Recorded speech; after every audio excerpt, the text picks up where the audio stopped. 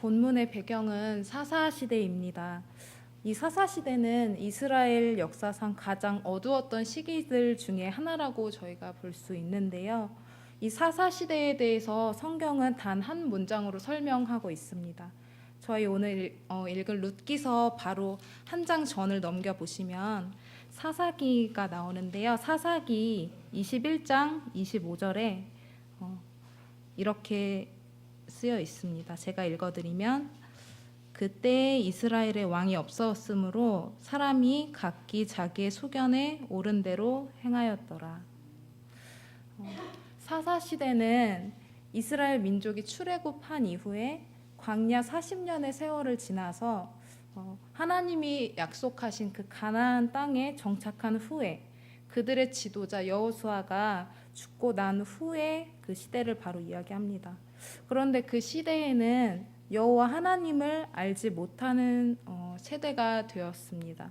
그 세대가 여호와 하나님을 버리고 바알과 아스다로 다른 신들을 섬겼던 바로 그런 세대가 있었던 시대가 바로 사사 시대입니다. 왕이신 하나님을 그들은 왕으로 섬기지 않았고 하나님의 법을 버리고 각자 자기의 소견대로 소견에 옳은 대로 행하였는데 그 결과는 참으로 비참했던 것 같습니다. 특별히 사사기 마지막 부분인 18장에서 21장에 보면 두 가지의 사건이 기록되고 있습니다. 바로 베들레헴에서 일어난 두 가지 사건인데요.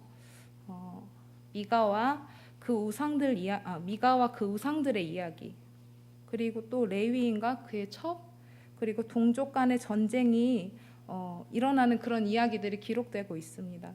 그런데 이 두 가지 사건은 바로 이스라엘 백성들의 도덕적이고 종교적이고 사회적인 타락의 모습을 보여주는 바로 그런 사건입니다. 이러한 사건들은 사사시대를 살아가는 이스라엘 백성들이 얼마나 타락했는지, 그들이 얼마나 하나님을 떠나 살았는지, 그리고 그 일로 인해서 얼마나 혼돈한 시기를 살고 있었는지를 말해주고 있습니다. 이렇게 사사기는 어둡고 혼란스러운 그런 배경과 분위기에서 바로 말씀이 전개가 되고 있는데요. 룻기도 마찬가지입니다. 저희가 오늘 같이 읽었던 본문 말씀 1절, 2절을 다시 한번 보기 원합니다. 우리 룻기 1장 1절, 2절을 함께 다시 읽어주시겠습니다. 시작.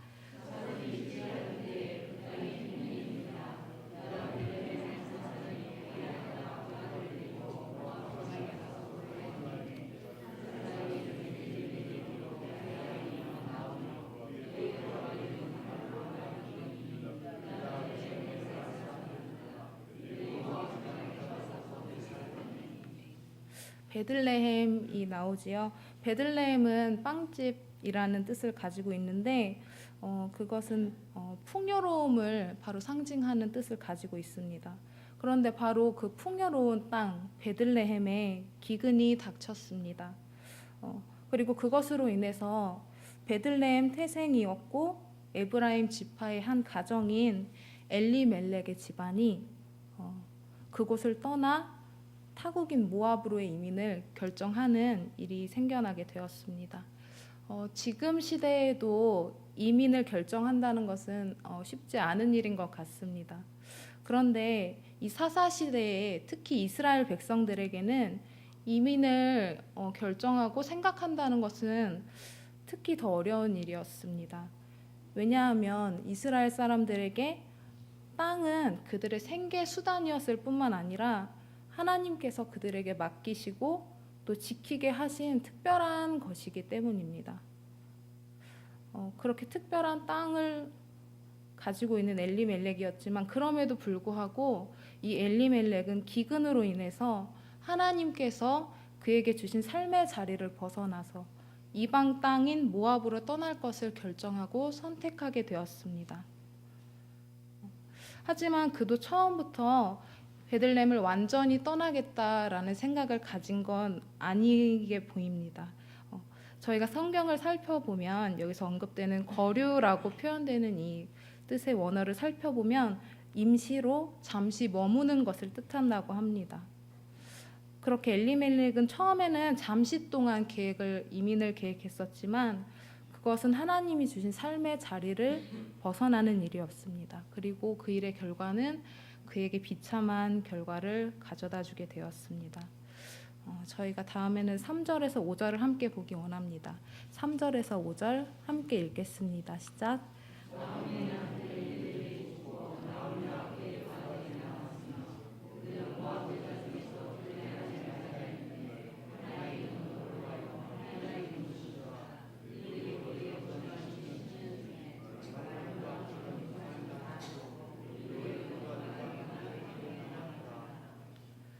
가장이었던 엘리멜렉이 죽음을 맞이하게 됩니다.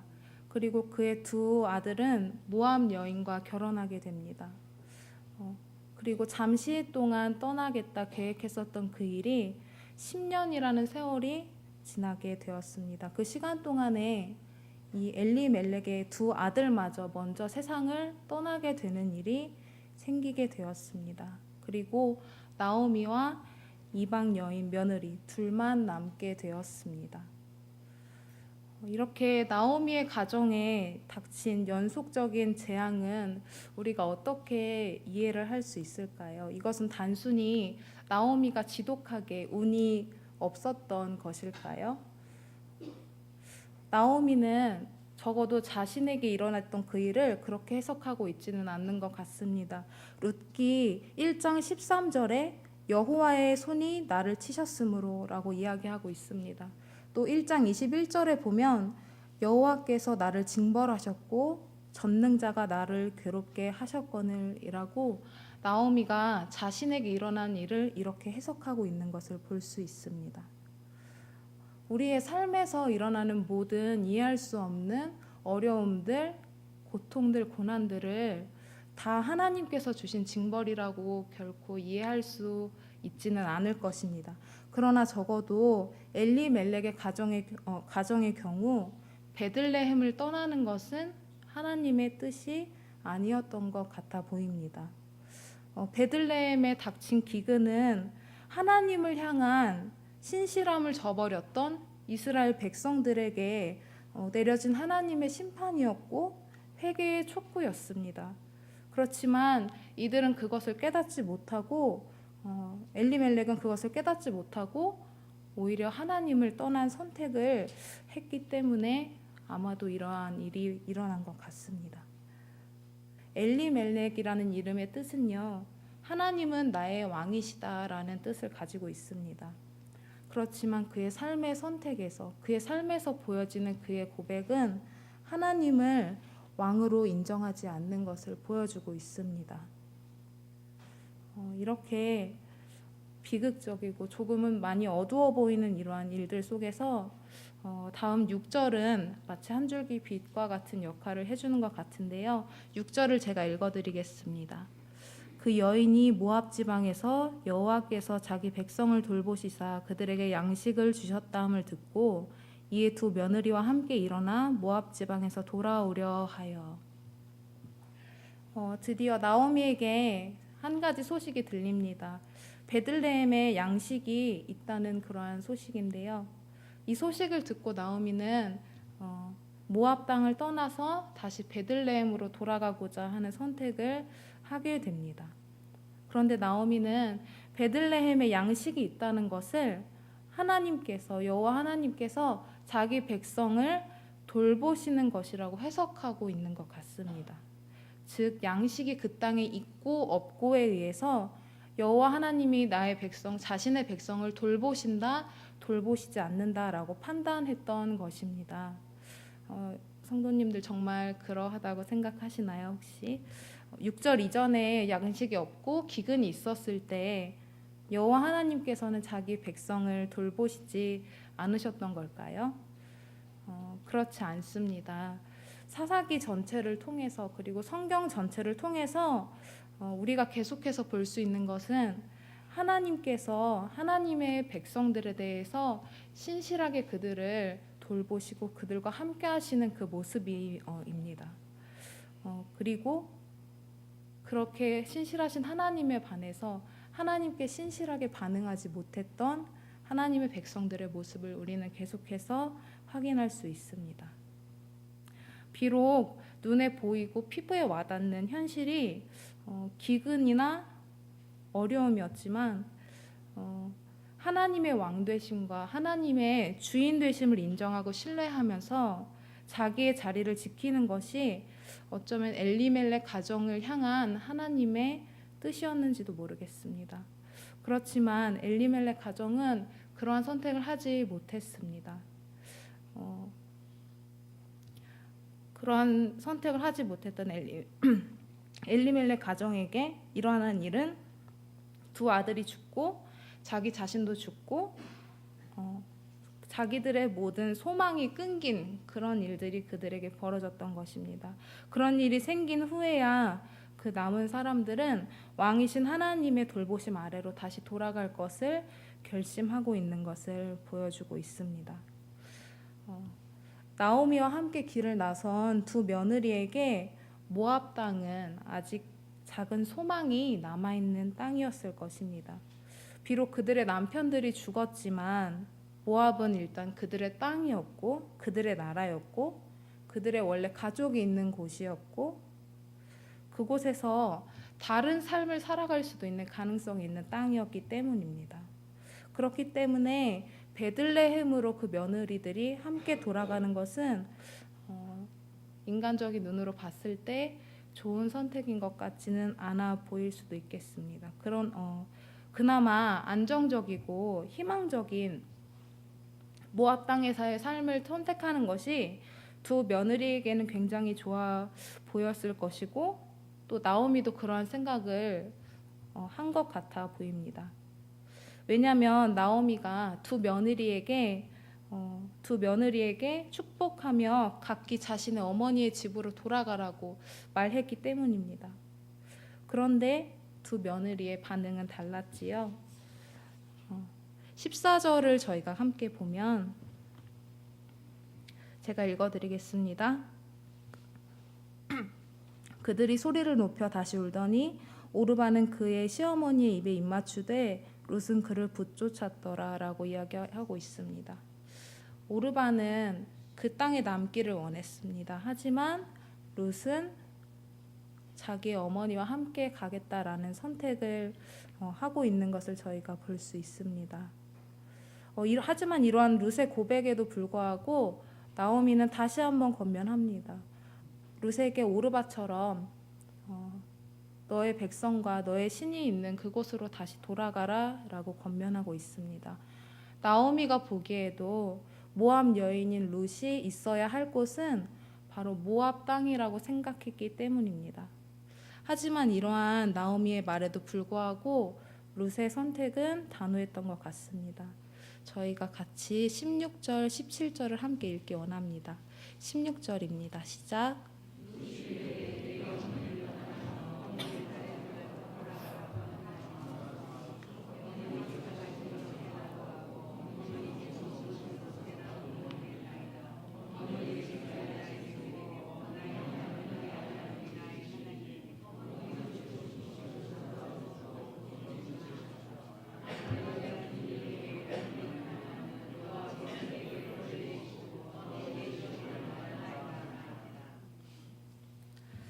네, 나오미가 다시 한번 이야기합니다. 그럴 때 룻이 16절에서와 같이 말합니다. 어머니를 따라 나도 같이 베들레헴으로 가겠습니다. 우리는 본문을 통해서 나오미가 자신의 가정에 대한 하나님의 손에 대한 고백을 하고 또 형제의 대를 이어주는 그러한 법에 대해서 이야기를 하고 또 두 며느리에게 하나님의 선대하심을 구했던 것을 함께 보았습니다. 비록 나오미의 가정이 베들레헴을 떠나서 모압에서 살았지만 하나님에 대한 신앙과 이스라엘을 백성으로서의 정체성을 모두 잃었던 건 아닌 것을 우리가 알 수 있는 것 같습니다. 그리고 그 룻은 바로 그 나오미를 통해서 여호와 하나님을 향한 유일신 신앙을 가지고 또 이스라엘 백성 공동체의 신앙을 알게 된 것으로 보여집니다. 하지만 나오미는 룻을 하나님의 백성으로 생각하고 있었을까요? 룻이 나오미를 떠나는 것이 죄가 아니고 오히려 당연한 일로 여기고, 또 룻이 있어야 할 곳은 모압이라고 생각했던 것으로 봐서 나오미는 룻을 하나님의 백성으로 여기진 않았던 것 같습니다. 그러나 룻의 고백에서 보여지듯이 룻은 자기 또한 나오미가 그러한 것처럼 자신 또한 하나님의 백성이며, 그렇기 때문에 나오미와 함께 베들레헴에 돌아가겠다 이야기합니다. 자신이 하나님의 백성이기에 하나님의 백성인 나오미가 하나님께서 맡기신 그 땅을 떠났을 때 약간 어려움이 생겼던 것처럼 자신에게 맡기신 나오미를 떠난다면 하나님으로부터 그에 합당한 벌을 받을 것이라는 고백을 한 것입니다.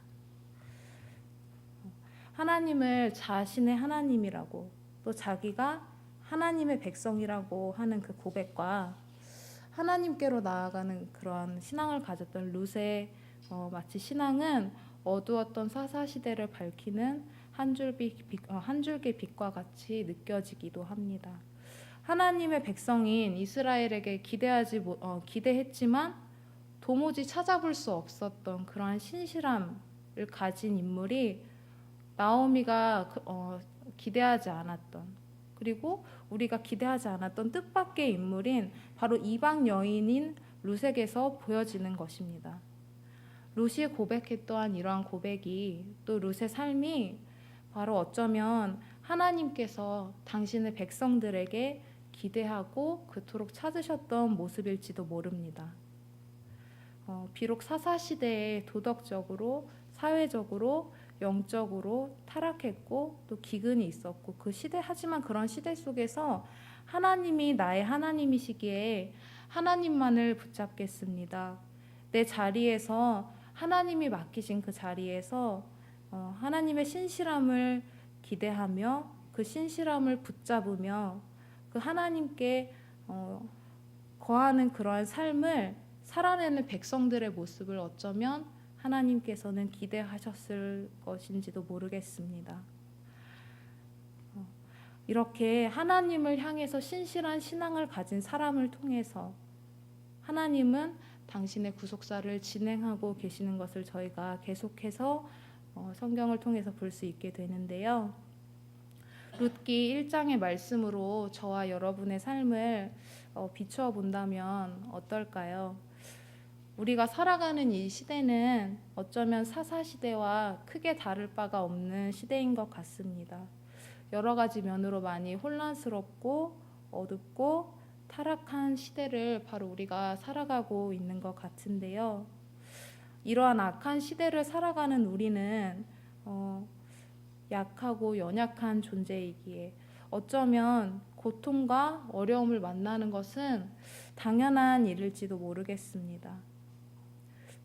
저와 여러분이 삶 속에서 만나는 이런 어려움들은 또한 쉽게 지나가는 일들이 아닐지도 모르겠습니다.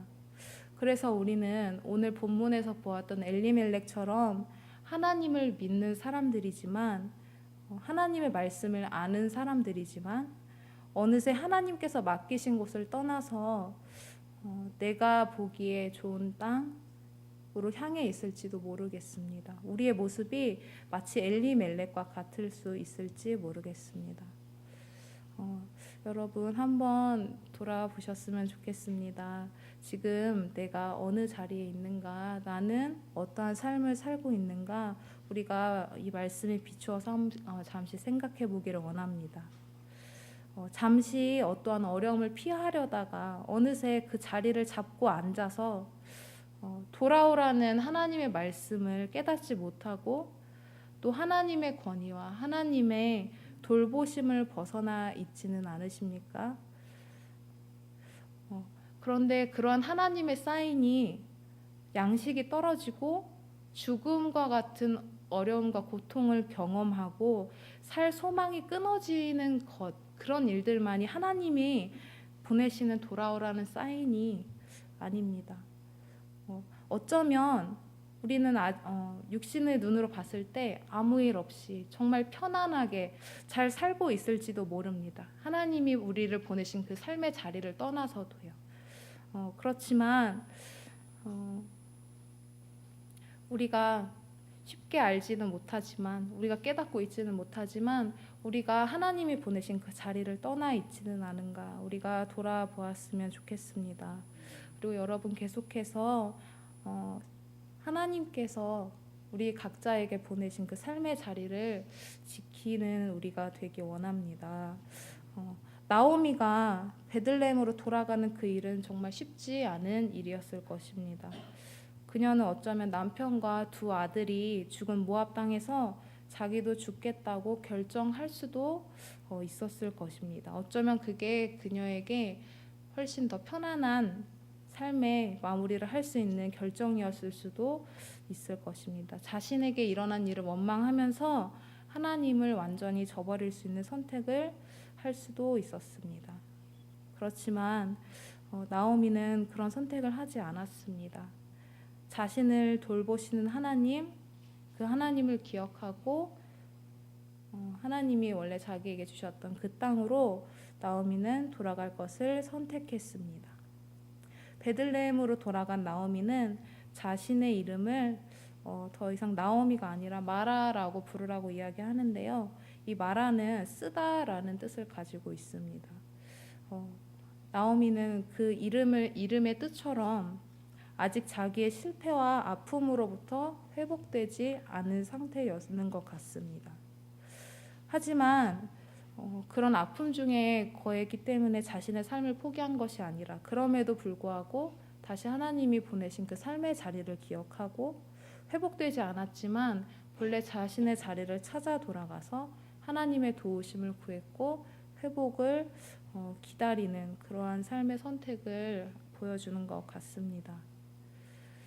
저는 이러한 나오미의 선택을 보면서 참 쉽지 않은 용기와 결단이 필요한 일이었다고 생각을 하는데요. 왜냐하면 나의 잘못과 실패를 인정하는 용기, 그 인정하는 일에는 굉장한 용기가 필요하기 때문입니다. 자기의 잘못을 직면하고 그것에서부터 돌이켜 바른 선택을 하는 것에서는 그것을 이겨내고 선택할 수 있는 용기와 힘이 필요합니다. 그런데 우리가 이러한 선택을 하고 용기를 내서 힘을 내서 그것을 선택하고자 할 때 바로 하나님께서 연약한 우리를 도우시고 그 바른 것을 선택할 수 있는 힘과 결단할 수 있는 힘을 주십니다. 하나님께서는 우리가 떠난 그 자리로 돌이키고자 할 때 회복의 길을 갈 수 있도록 우리로 하여금 그 바른 길로 인도하여 주신다는 것입니다. 하나님께서 맡기신 그 자리를 지키면서, 변함없이 지키면서 하나님을 의지하는 것, 또 하나님께 여전히 우리의 삶이 상황이 어렵지만 그 하나님께 우리의 신실한 마음을 드리고 우리의 충성을 다하고 우리의 마음을 다해서 그 자리에서 하나님의 뜻을 구하며 신실하실 하나님을 바라보는 것은 하나님 백성들만이 할 수 있는 일인 것 같습니다. 여러분, 우리가 이 말씀을 통해서 기억했으면 좋겠습니다. 그리고 나의 삶을 되돌아보았으면 좋겠습니다. 하나님이 나에게 주신 자리가 어디인지, 혹시라도 내가 그 자리를 떠났다면 다시 돌이키기를 이 시간 이 자리에서 여러분께 조심스럽게 권면을 드립니다. 그리고 우리가 이 시간에 한 가지 기억하기 원하는 것은 그 하나님께서 내게 맡겨진 그 삶의 자리, 하나님을 의지하여 하나님의 방법대로 살아가기를 선택하는 우리 모두가 되었으면 좋겠습니다. 네, 제가 기도하도록 하겠습니다. 하나님 아버지, 감사합니다.